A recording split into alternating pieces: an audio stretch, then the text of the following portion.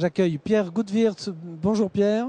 Bonjour Daniel. Comment ça va depuis l'an dernier, non pas ici mais à Morges? Écoutez, la vie se passe devant, donc on avance au mieux. Vous avancez avec ce roman Nuit Blanche qui est une fiction basée sur un fait réel, le fait de perdre un fils adolescent qui met fin à ses jours, avec une phrase dont j'ai perdu la référence qui dit que chaque fois qu'un enfant adolescent se suicide, c'est nous qui le perd, ou quelque chose comme ça. Passé l'instant du choc et de l'incompréhension, quelle est la quête métaphorique de votre personnage central, ce père qui va refaire tous les gestes jusqu'à l'ultime? Oui, au fond, ce geste, ce père est lancé dans une odyssée de l'impossible, puisqu'au fond, il essaie de comprendre, ce qui se cache derrière une démarche qu'on comprend mal, d'autant plus qu'il s'agissait d'un adolescent qui avait tout pour réussir. Et selon les parents, selon vous? Oui, effectivement. C'est peut-être la vision idéalisée aussi d'un parent face à sa progéniture. Mais au fond, ce père qui est lancé à toute allure sur les traces de ce fils disparu devient lui-même le fils. Et prend finalement tous les atours de son enfant disparu. Et il est très difficile de faire, finalement, de dissocier, on va dire, ce qu'est devenu le père et ce que deviendra ce nouvel adolescent. Alors ça, c'est une mistouflette d'auteur, de faire cette jonglerie entre le père et le fils. Mais est-ce que mentalement, vous l'avez faite, cette supercherie? Écoutez, je dois dire que l'idée m'a quand même effleuré, Daniel. L'idée m'a quand même effleuré de suivre le même chemin de façon à pouvoir comprendre, au fond, ou d'avoir l'illusion de pouvoir comprendre. Ce qui nous ramène un peu à l'esprit de certains thrillers américains qui ne sont pas du meilleur goût, où finalement, pour comprendre, il faut aller jusqu'au bout. Vous arrivez à les regarder, ou bien vous changez de chaîne, vous mettez le football? Ah, le football, certainement pas. Non, mais certainement pas. Mais disons... Parce que c'est des sujets que l'on utilise à foison. Vous avez raison. Je crois que tout ce qui touche l'enfance, au cinéma ou ailleurs, devient tellement sensible qu'effectivement, vous avez raison de le signaler, il y a une sorte de côté insupportable, c'est vrai. Une sursensibilité qui s'est installée. Et en même temps, dans la fiction américaine, ça y est, on va régler la quadrature du cercle. Voilà pourquoi il s'est suicidé, le père ou la mère, les raisons, on boucle la scène. Pour vous, c'est toujours pas bouclé. Mais je crois qu'on ne peut jamais boucler, on peut avoir l'illusion d'une réponse.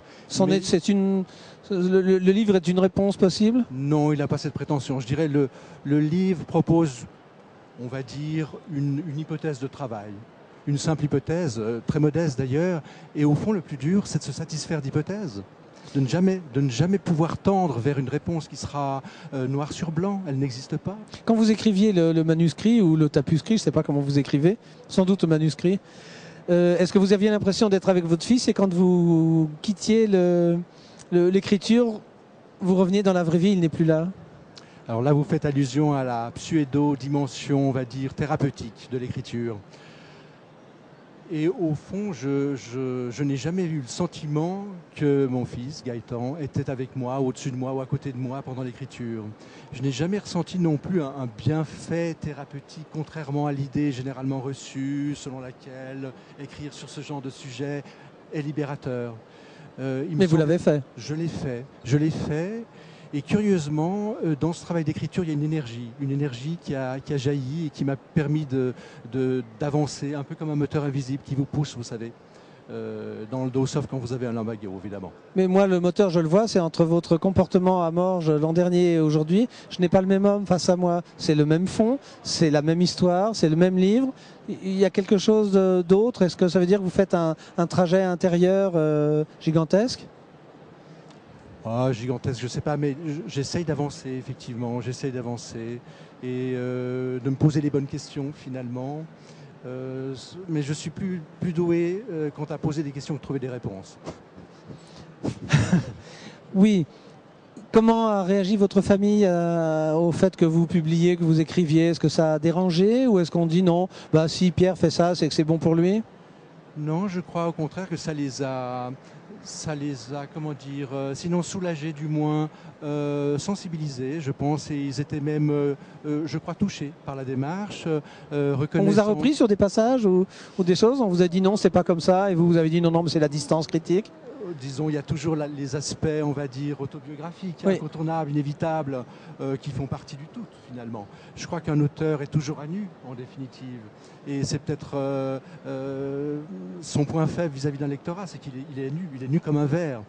Je pense qu'à travers l'écriture, on peut découvrir beaucoup de choses. Je pense que ma famille a été sensibilisée par ce travail, reconnaissante aussi vis-à-vis de Pierre-Philippe d'avoir eu le courage de publier quelque chose qui n'est pas facile. Mais je crois que derrière cette démarche, Daniel, il y a surtout le désir du partage. C'est un peu ce que je dis toujours. Au fond, le travail se fait dans la solitude, mais dans l'idée du partage, au fond. Et l'idée, c'est de pouvoir quand même m'adresser aux parents du monde. C'est ce que vous faites à l'instant actuel.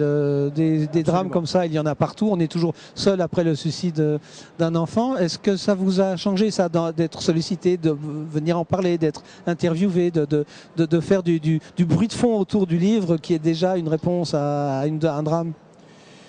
Disons, l'espoir qui est aussi véhiculé par cette tentative d'écriture, disons, c'est quand même de pouvoir, à travers ce partage, Daniel, lancer une sorte d'avertissement, de dire aux parents du monde, attention, rien n'est acquis.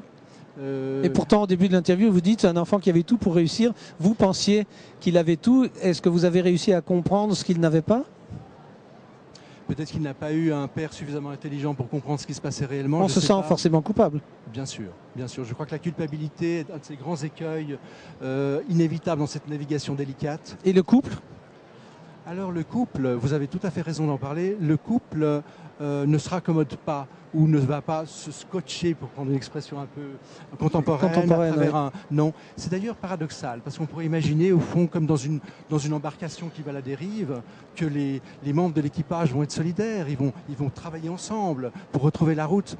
Je dirais que sans nous avoir séparés, sans nous avoir éloignés, je ne pense pas que ce drame nous ait rapprochés. Je crois que chacun a sa caisse à outils, Daniel. Vous savez, chacun a sa trousse de secours et la trousse de secours de l'un n'est pas celle de l'autre. Vous comprenez? Oui. Donc ça peut aussi donner lieu à des intérêts divergents qui s'installent et même des parcours qui se mettent à diverger.